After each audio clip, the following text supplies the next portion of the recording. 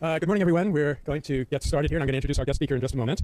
But I wanted to say a couple of things first. I have the proposed prospectuses for your term papers that you handed in, and as I say, some of these papers are absolutely awesome. They range from good to awesome. I feel very natural. It's against my religion to get excited, so I never get excited. But if I could get excited, I would get excited about some of these papers because they're going to really make a difference here and there. And then, Jordan, would you tell us a little bit about the Meta possibility for some of those papers? This is Jordan Pearlstein, who's the programs director of Meta.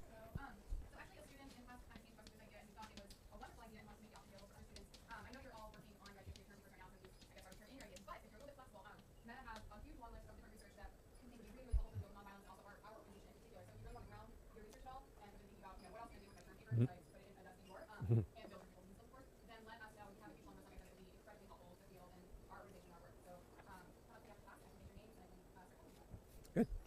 Thank you, Jordan. And then there was one other announcement about somebody talking about the Department of Peace. Should we do that really quickly?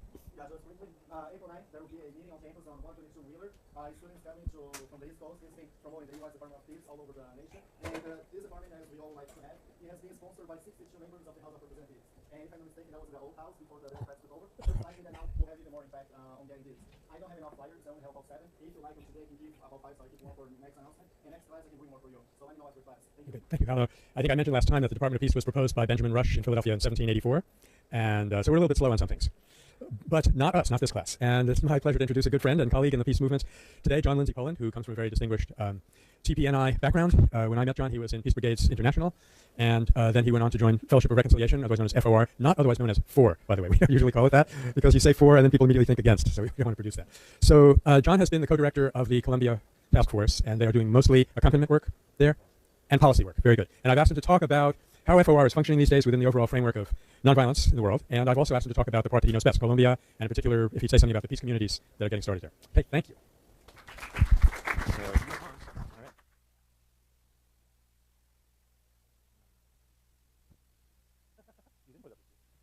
Okay.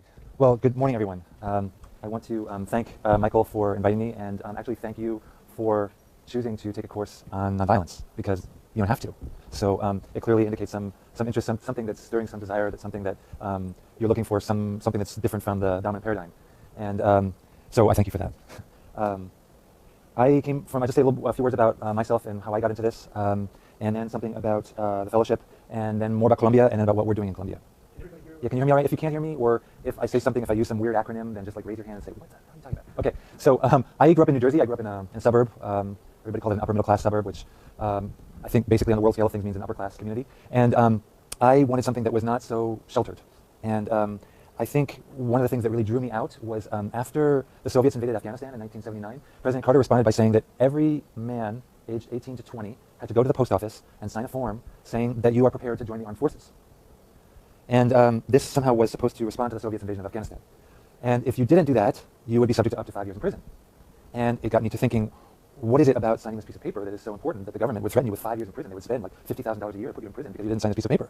And so I decided I wasn't going to do that. I couldn't really do that. I couldn't really wait for a draft to decide that I was a conscientious objector to conscription, that I just couldn't, I wasn't prepared to do that, and so I wasn't going to sign it. And that led me into conversations with the people around me, with my family, with my friends, about why you're doing this. You know, isn't this like Social Security? I mean, isn't this just paperwork? This is just a bureaucracy. Why are you making this decision? Why would you risk prison if it's just a piece of paper? So, and that made me begin to articulate, well, what is it that I really think? You know, what is it that I really believe about what the United States' role in the world is and what my role in the world is? In college, I got involved in the anti-nuclear movement. At that time, there was a very strong movement against commercial nuclear power in the United States, and began to see the power of nonviolence, and not necessarily in shutting down a nuclear power plant, but in the sort of more micro relations of a protest, of how an affinity group that is deciding to act together when confronted with police brutality can hang together and decide not to strike back, but also decide that we were going to stay together and protect each other. And that was a very powerful experience. It was also a very powerful experience to see cops beating up people who were not provoking them. I mean, like beating up medics and press people, and that was like, whoa, it's visceral. A few years later, some of my friends were visiting Nicaragua. This was during the Sandinista period, and the previous Sandinista period. And we're coming back jazzed. I mean, they were coming back like really charged, like something was really going on there. And so I began to learn a little bit more about it and went to Nicaragua on a short-term trip in 1984, which was right when the Contra War, between the Contras and the Sandinistas was heating up. We went to a conflict area and met peasants there who were, there was this one family who showed me this document that their son had found on the body of a Contra soldier, and it was in Russian. And it was on the body of a Contra soldier, which was being supported by the United States, because they said that the Sandinistas were being supported by the Soviets. And they said, well, can you help us figure out what it is? So I took it home, and it turned out that it was instructions for how to put together and dismantle an AK-47, which was the weapon that the Contras were using. This is all just to say that I got hooked. And because each experience led me further into not only movements, but also further into connection with people in Latin America who were taking enormous risks for something that they believed in a way to change their society, but also to resist what my country was doing in Central America at the time. And I began to learn more about what the U.S. role was at that moment in Central America and also historically in Central America. And I began to feel a sense of responsibility for what our country was doing, and that I didn't like it and wanted to represent something really different. And there were other people who were doing that, so it wasn't like I just had to invent it. There were other people who I could join with and go and witness and be with people in Latin America. And went to Guatemala in 1986 with Peace Brigades International to accompany relatives that had disappeared, who in Guatemala, the worst period of the violence of the attempted genocide was in the late 70s, early 80s. And the first groups to come above ground in civil society were the family members of the disappeared, who were looking for their relatives, their sons, their husbands, their boyfriends, their fathers, their wives, and were meeting up with each other in the morgues and the hospitals and the police stations, and at first just comforting each other. At first there wasn't necessarily, even though their relatives may have been politically involved, the first thing was just connecting with each other over their grief. And they began to give voice to that and say, where are our relatives? What happened to them? Are they dead somewhere? Are they in prison somewhere? What happened? And that cry was very powerful and connected with a lot of other people in Guatemalan society as well as in the international community, and Peace Brigades International found that they could play a role by just standing with them, not advising them, not like providing anything else other than a meeting space and a physical accompaniment, because if a North American or another international was with them, then the Army and the death squads were less likely to take them while the international was around. We'll talk a little bit about that more later. The Fellowship of Reconciliation began to do work in Colombia out of the same kind of request, a request for accompaniment. And so I want to talk just a little bit about Colombia, because without some sense of context, none of the rest of it makes any sense. I don't think that any nonviolent strategy can work unless it pays very, very careful attention to all the dynamics of the conflict in which one is entering, or already in. So if you could actually put up the Colombia map slide.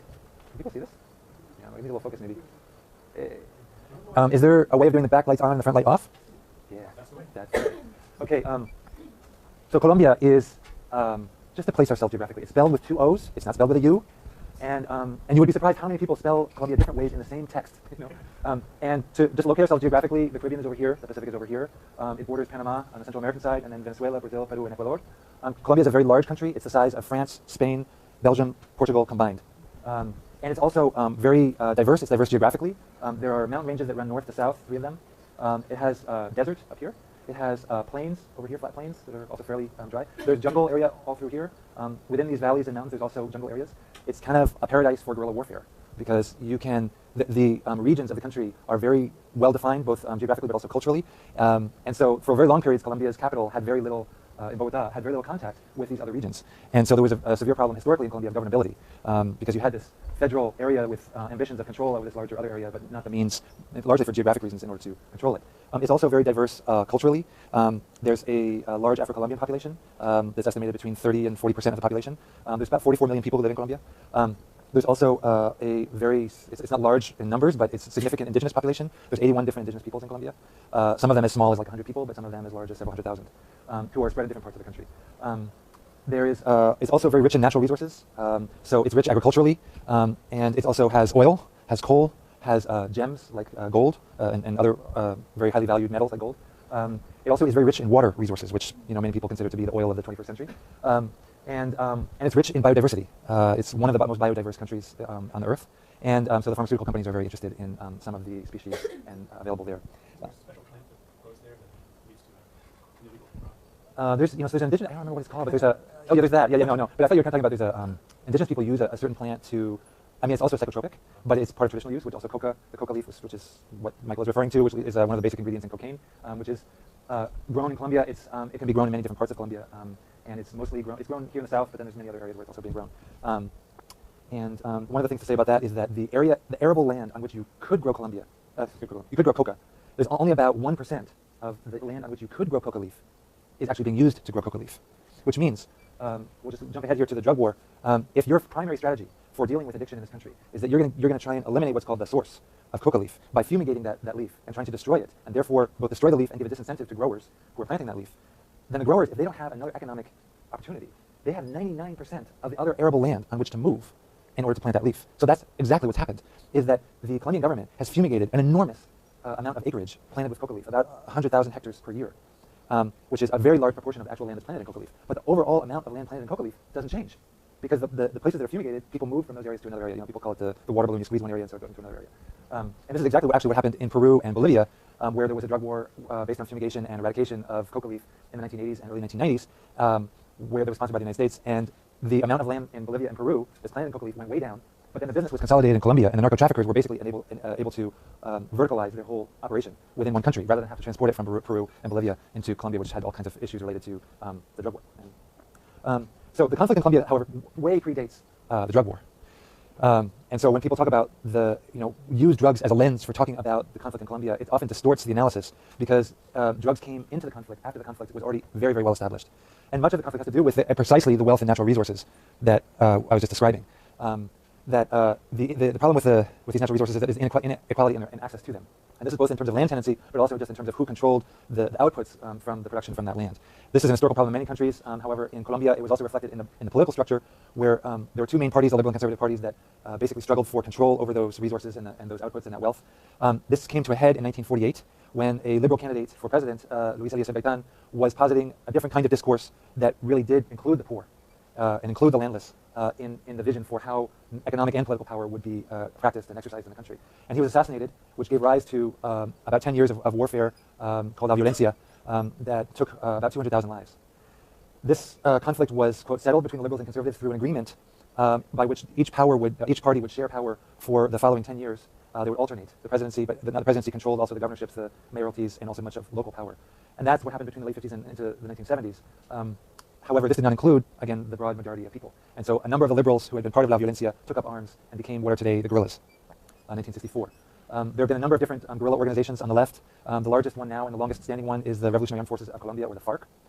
And having fought for more than 40 years, they're very much a military organization. Although there was popular support for the FARC in many areas during many periods in the 60s and 70s and into the 80s, most analysts would say that today the ideology and social agenda of the FARC has greatly deteriorated, and that is partly where the drug trade enters in. The FARC mostly gets its money from the drug trade and from kidnapping and extortion. Now, the opponents of the guerrillas are the army, and the army is in many ways has been the government presence in many of these communities. So in rural areas, which is most of where the war has been fought, the only presence of the government is the army. You don't have a school, you don't have a health clinic, you don't have some agency that builds roads. It's the army, and then everything else is what you do on your own. And so the army is also responsible for many, many abuses. In the 70s and 80s, the army was under a lot of heat for human rights abuses, and so landowners got together with the army and with drug traffickers and formed what are known as the paramilitaries, who kind of took over from the army the dirty work that the army was under criticism for. And the paramilitaries do not distinguish between civilians and guerrillas. Their methods are outright terror. They use chainsaws, machetes. It's really, really scary stuff. The guerrillas and the army also commit abuses, but the majority of abuses are committed by the paramilitaries. And one of the results of this has been an enormous displacement from land. Colombia has the second largest displaced population in the world. Iraq perhaps might make it the third largest right now. There's 3.7 million people who have been displaced from their lands. What happens? The paramilitaries come in, sometimes it's the army or the guerrillas. They come in and they say, if you don't leave, either you join us, or you leave, or you die. And so many people leave. Or the armed groups come in and they just kill people, and out of complete terror, people just leave. And then, yes? Who's the first one? The largest displaced population in the world? Sudan. No, I'm sorry, Congo. Oh, of course. Congo. The objective, however, of these operations is not just to hit the opposite armed group. The objective is to control the land. And so that's where the wealth of the land comes in, because there's been an enormous counter-agrarian reform that has occurred in the last 20 years through the displacement of these people. An enormous concentration of land in the hands of fewer people who are primarily paramilitaries, who get most of their money from drug trafficking. So you have this concentration of land in the hands of drug traffickers and paramilitaries. Paramilitaries are allied with the army, and here's where we have to talk about a fourth armed actor, which is the United States. Now, the role of the United States in Colombia did not start from Plan Colombia, which started in the year 2000. Really, you have to go back to the 1850s, when Panama was still a part of Colombia, and the United States was very interested in this crossing area. With the gold rush in California, for example, there was a railroad that was constructed across here that was controlled by New York banking interests, and